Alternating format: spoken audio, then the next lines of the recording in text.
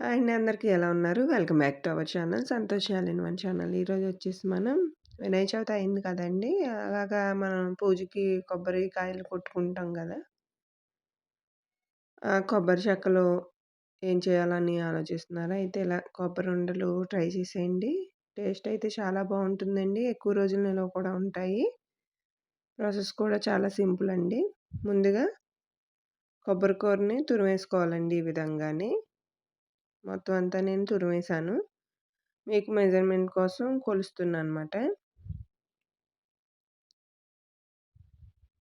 నాకొచ్చేసి ఇవి 2 ½ కప్ అయిందండి.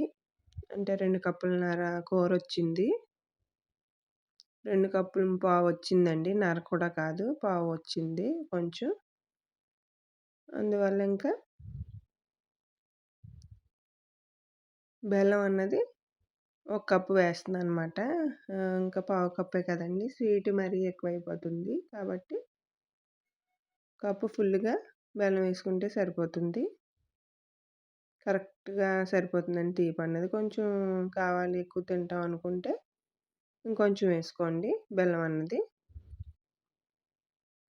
బెల్లం అంతా ఈ విధంగా వేసేసిన తర్వాత దీన్ని ఒక పెద్ద ప్లేట్‌లోకి వేస్తున్నాను. పళ్ళెంలోకి వేసి ఒకసారి ఆ బెల్లంని, ఆ కూర అన్నది బాగా కలిసిపోవాలన్నమాట.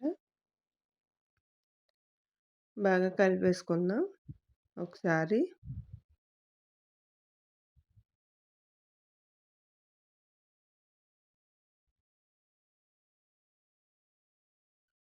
బాగా మిక్స్ అవ్వాలన్నమాట మొత్తం 2 కూడాని. చూసారా ఈ విధంగా కలిపేసుకున్న తర్వాత ఇప్పుడు ఇందులోనే మనం ముందు మూకుడు తీసుకున్నాం కదండీ! అందులోనే కొంచెం వేసుకొని దీన్ని స్టవ్ మీద పెట్టి వేయించుకోవాలి. చూడండి స్టవ్ మీద పెట్టి స్టవ్ ఆన్ చేశాను. దీన్ని బాగా కలుపుకుంటూ ఉండాలండి. మనం దగ్గరే ఉండి చేసుకోవాలి. పొయ్యి మీద పెట్టేసి పక్కకు వెళ్ళారంటే అడుగంటుకుపోతుంది, మాడిపోతుంది, బాగోదు. కాబట్టి దగ్గరే ఉండి హై టు మీడియం ఫ్లేమ్‌లో ఫ్రై చేసుకోవాలి. దగ్గరే ఉండాలండి. కలుపుకుంటూ ఉండాలి. అప్పుడే మీకు టేస్ట్ కూడా బావుంటుందన్నమాట. చూసారా బెల్లం అన్నది మెల్ట్ అయిపోయింది. కొబ్బరి కూడా వేగుతుంది కదా! ఇంకొంచెం దగ్గర పడాలండి. ఇంకాసేపు ఉంచుకుందాం. చూడండి.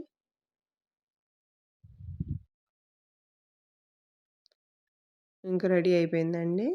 దీంట్లో చివరగా దించే ముందు కొంచెం ఇలాచీ పొడి వేసుకోవాలి. ఆ వీడియో అన్నది మిస్ అయింది. ఆ వీడియో క్లిప్ అన్నది. కొంచెం ఇలాచీ పొడి వేసుకోండి. మనకి రెడీ అయిందని తెలియడం కోసం మనం ఈ విధంగా తీసి ఇలా చేస్తే చేతికి అంటుకోకుండా వచ్చింది అంటే మీకు రెడీ అయిపోయినట్టే. కన్సిస్టెన్సీ అన్నది. ఇలా ఉన్నాక స్టవ్ ఆఫ్ చేసేసి ఒక ప్లేట్‌లోకి తీసేసుకుందాం.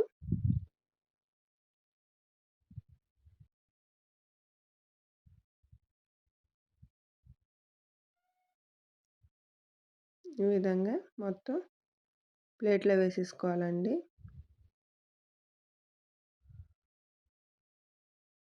ఇప్పుడు దీన్ని లడ్డూల్లా చుట్టుకోవాలన్నమాట. కొంచెం కొంచెం తీసుకొని కొంచెం వేడిగా ఉన్నప్పుడే లడ్డూలు చుట్టేయాలండి.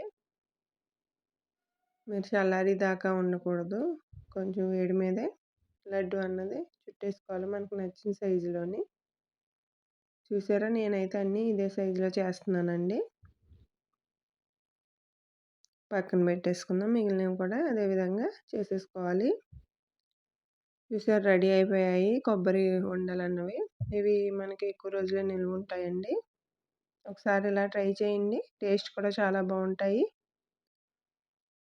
ఇలా చేసి పిల్లలకి పెట్టారంటే పిల్లలు కూడా చాలా ఇష్టంగా తింటారు.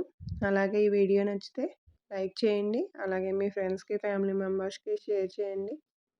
ఇలాంటి మంచి మంచి రెసిపీస్ కోసం మన ఛానల్‌ని సబ్స్క్రైబ్ చేసుకొని ప్లీజ్ కొంచెం సపోర్ట్ చేయండి.